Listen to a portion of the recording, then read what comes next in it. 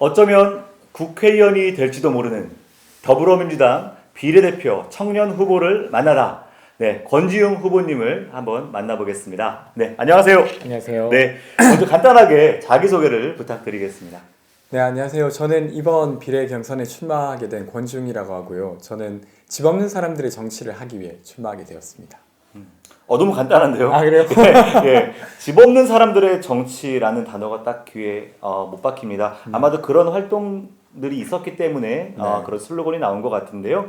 민달팽이 유니온, 또 청년 유니온, 이런 유니온이라는 이름을 달고 있는 여러 네. 단체들 또 많이 있는데요. 그 단체들과 또 인연이 깊으시다고 들었습니다. 어떤 활동을 하셨나요? 아, 네. 저는 민달팽이 유니온이라는 곳에서 활동해 왔는데요. 예. 이름이 민달팽이인데 이게 원래 달팽이라는 동물은 등껍질이 있는 동물이잖아요. 근데 이제 민달팽이는 그 껍질이 없는 동물을 말해요. 그래서 그런 것처럼 청년들이 마치 집이 없는 채로 살아가고 있어서 그렇죠. 이 문제를 풀기 위해서 활동을 해왔었습니다. 실제로 이제 서울의 1인 가구 청년들 중에 37%가 지하방이나 옥탑방에 살거나 혹은 아니면 주택 최저주거 기준 이하의 주택에 살거나 아니면 주택이 아닌 고시원과 같은 곳에 살고 있어요. 예. 고시원은 주택이 아니거든요. 그래서 그렇게 이 문제를 풀기 위해서 활동해 왔었습니다. 그럼 그런 활동들을 통해서 좀 성과를 냈다, 이런 변화를 만들었다라는 걸 좀 간단히 소개를 해주세요. 지금 그건 진행 중인 것 같은데요. 그러니까 타워팰리스보다 비싼 고시원이라는 이야기 혹시 들어보셨는지 모르겠어요. 그러니까 되려 소득과 보증금에 있어서 약자화된 사람들이 훨씬 더 평당 임대료를 더 높게 내고 있었던 것을 고발해 가면서 청년들이 그러한 처지에 많이 놓여 있고 여기에서 발생하는 구조적 불평등을 좀 풀어보자고 제기를 해서 처음으로 청년 공공임대주택을 도입시키기도 했습니다. 그러니까 생각해보면 예전에는 대학생들만을 위한다거나 아니면 중소기업에 다니는 청년에 한해서만 네. 임대주택이 있었다가 최근에는 그렇게 되지 않았어요. 행복주택만 봐도 그렇죠. 요즘 제 친구들은 매일 아침에 SH공사나 LH공사에 들어가서 공공임대주택이 뜨는지 안 뜨는지를 보게 되는데 그렇죠. 그래도 이제 젊은 시민들이 지원해 볼 만한 임대주택이 생기게 된 것 이런 것들이 좀 도움이 되지 않았을까 싶습니다.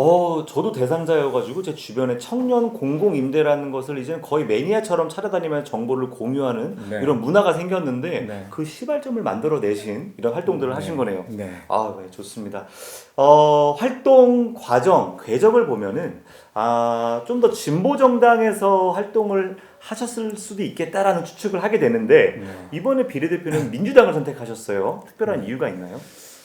저는 대학 때부터 기숙사 건립 운동을 하고 그리고 민달팽이 유니온을 만들고 주택협동조합을 만들어서 지금까지 한 10여 년간 주거문제를 풀기 위해서 활동해오고 있는데 근데 주거문제라고 하는 게 워낙 첨예한 갈등의 문제이기도 합니다. 그러니까 누군가에게 집값이 오른다고 하는 건 자기의 노후 아니면 자기 아들에게 물려줄 딸에게 물려줄 무언가가 늘어나는 문제고 또 반대로는 그것을 사기 위해서 그만큼의 돈을 더 내야만 그만큼 많은 어떤 주거 불안을 겪어야만 되는 문제죠. 그래서 이것을 합의하기 위해서는 저는 정치권 전체가 합의할 수 있는 이니셔티브를 질 수 있는 당에 들어가야 된다고 생각했어요. 그런 면에서 저는 더불어민주당이 좋겠다고 생각했고 실제로 지금 문재인 정부는 역대 정부에서 처음으로 주거복지 로드맵을 낸 정부기도 합니다. 그렇죠. 그래서 문재인 정부가 성공함으로써 이게 부동산에서 주거로 이 주택과 관련된 프레임이 넘어갈 수 있지 않을까. 그리고 거기에 제가 좀 역할을 할 수 있다면 꼭 역할을 해보고 싶다.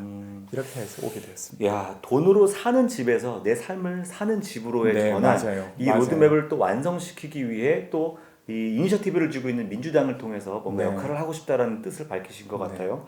이번 총선 출마하면 특히 이건 정말 공약으로 꼭 내세워야겠다라고 했던 게 있을까요? 그 주거 문제를 푼다고 하면 그 집 없는 사람들도 있고 집 있는 사람들 이 모두의 문제를 풀어 나가야 되는데 근데 우선적으로는 이 모두가 행복하기 위해서는 집 없는 사람들의 문제를 풀어야 된다고 생각합니다. 그래서 한 3가지 갈래로 고민하고 있는데 하나는 집으로 모멸받지 않는 사회를 만드는 것이에요. 실제로 이제 공공임대주택이 도입되는 과정이나 현장에 가보면 거기에 들어가서 살 사람들이 엄청 크게 모멸받습니다. 예를 들면 젊은 청년들은 청년이라는 이유로 범죄를 발생시킬 거다라는 그렇죠. 의혹에 당하거나 집값 떨어진다고. 네, 맞아요. 그리고 최근에 또 아동복지 시설에서 퇴소한 청년이 거기에 들어갈 수 있다는 이유로 또 그 역시 뭔가 우범지가 된다거나 이런 이야기를 하세요. 예. 근데 사실 되게 부당한 이야기이잖아요. 근데 예. 거기에 더해서 실제로 어떤 한 지역에서는 분양될 주택은 건축이 허가되고 그냥 단지 임대할 주택이란 이유로 허가되지 않는 경우가 있었어요. 그리고 이 문제는 딱 그 지역만의 문제가 아니라 되게 비일비재하게 발생하고 있는 문제인데 이 문제 풀기 위해서 님비 방지법이라고 하는 걸 제정하고 싶습니다. 예. 그러니까 다른 건축물과 달리 주택을 반대한다고 하는 건 거기 살 사람들을 반대하는 경우가 되게 많거든요. 예. 그래서 그것이 허가되는 기간이나 이런 것들을 좀 조정해서 주택이 불필요한 혹은 아니면 부당한 요구로 지어지지 못하게 하는 건 막아보겠다 이런 겁니다. 예. 그런 법안들 정말 산뜻하네요. 네. 특히 아까 전에 얘기를 듣다 보니까 이 주거 빈곤의 문제와 또 청년 혐오의 문제가 되게 연결되어 네, 있고요. 맞아요. 사회적 약자들이 여기에 다 연결되어 있다고 생각을 하니까 이런 공약이 법안이 된다면 네. 정말 얼마나 세상이 좀 더 나아질까 네. 기대가 되는 바입니다. 마지막 질문인데요. 슬로건 자체가 집 없는 사람들의 정치였거든요. 네. 그럼 이게 집 없는 사람들만을 위해 정치를 하겠다는 의미인지 네. 사실 좀 그게 궁금했거든요. 그 집 없는 사람들을 위한 정치를 하겠다고 하니까 막 많은 분들이 이렇게 이야기하더라고요. 나는 집을 산 사람인데 널 지지해도 되냐? 뭐 이런 이야기를 하세요. 근데 이제 좀 분명하게 문제를 드러내고자 이렇게 슬로건을 잡은 거지 실제로 이야기 드리고 싶은 건 집을 가지든 가지지 않든 모든 국민이 집으로부터 행복한 사회를 만드는 것입니다. 근데 그걸 하기 위해서 우선적으로 이제 세입자 문제를 풀어야 된다고 생각하고 한국 사회는 집으로 너무 많은 스트레스를 갖는 사회잖아요. 그렇죠. 그리고 슬프기도 한 사회죠. 네. 그래서 이것을 넘어서는 것을 집 없는 사람들의 정치로 해가려고 합니다. 네.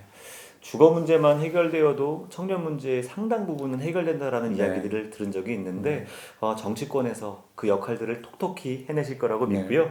자, 여기까지 이야기 듣도록 하겠습니다. 권지웅 후보님이었습니다. 감사합니다. 고맙습니다. 네.